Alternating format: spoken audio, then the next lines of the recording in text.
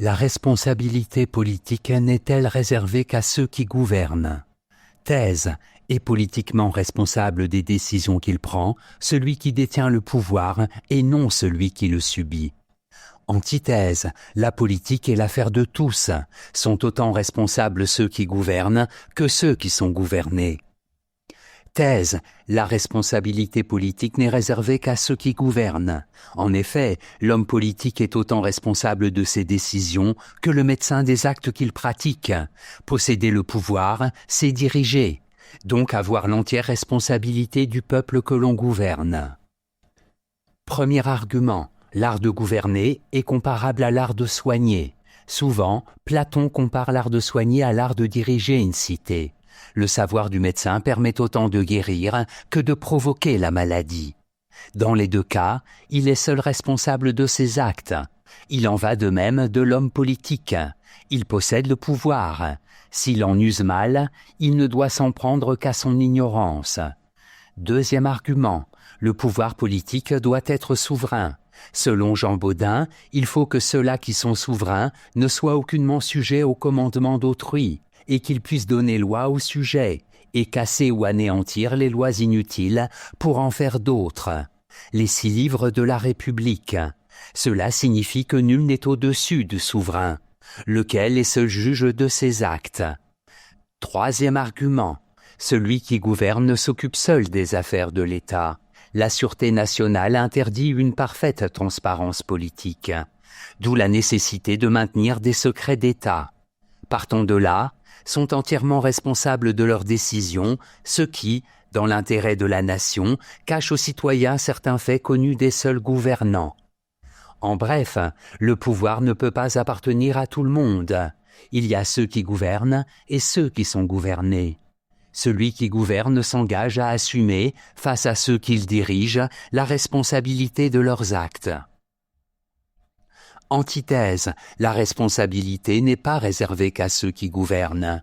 Tout gouvernement républicain suppose que la responsabilité politique soit partagée entre les gouvernants et les gouvernés.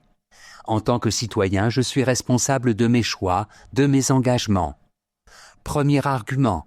Tout le monde est concerné par la chose publique.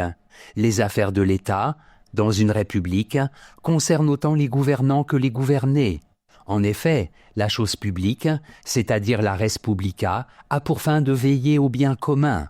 Les citoyens, autant que les gouvernants, sont responsables des décisions prises dans l'intérêt de tous. Deuxième argument, le politique ne peut pas tout diriger. Les lois, déclare Spinoza, devront être instituées en tout état, de façon que les hommes soient contenus, moins par la crainte que par l'espoir de quelque bien particulièrement désiré, de la sorte que chacun fera son devoir avec ardeur. Traiter des autorités théologiques et politiques. Il est de ma responsabilité politique d'agir en citoyen libre et responsable. Troisième argument, à moi de refuser l'injustice. Rien ne justifie l'homme qui prête son assistance à la loi qu'il croit inique. Écrit Benjamin Constant. C'est être politiquement irresponsable que de cautionner certaines décisions gouvernementales particulièrement injustes sous prétexte que je n'en suis pas l'auteur. En bref, je ne peux pas à la fois vouloir être un citoyen à part entière et refuser toute responsabilité politique. Le sort de la nation à laquelle j'appartiens ne dépend pas seulement des gouvernants. Synthèse. Pour que la responsabilité politique n'appartienne qu'à ceux qui gouvernent, il faudrait imaginer un pouvoir ne connaissant qu'un seul moyen d'asseoir son autorité, la mort, ce qui l'amènerait rapidement à se nier lui-même. On gouverne les vivants et non les morts. Même dans les régimes les plus sanguinaires, l'autorité de l'État laisse aux gouvernés une alternative, obéir ou périr. Or, c'est déjà assumer une responsabilité politique de préférer mourir plutôt que d'accepter la violence, l'injustice, la privation de toute liberté. Si l'on considère que toute organisation politique vise un bien commun, alors l'on doit prendre conscience de ce fait. Tout ce qui concerne l'État me concerne. C'est pourquoi je dois agir en citoyen responsable et non pas simplement me laisser gouverner comme si je n'étais pas une personne adulte et réfléchie. Notes et commentaires. Responsabilité. Ma responsabilité politique est double. D'une part, résister à toute forme d'oppression au nom de la justice. D'autre part, respecter la loi, non par crainte, mais parce que j'ai pleinement conscience de servir le bien commun, donc, par voie de conséquence, mon bien propre.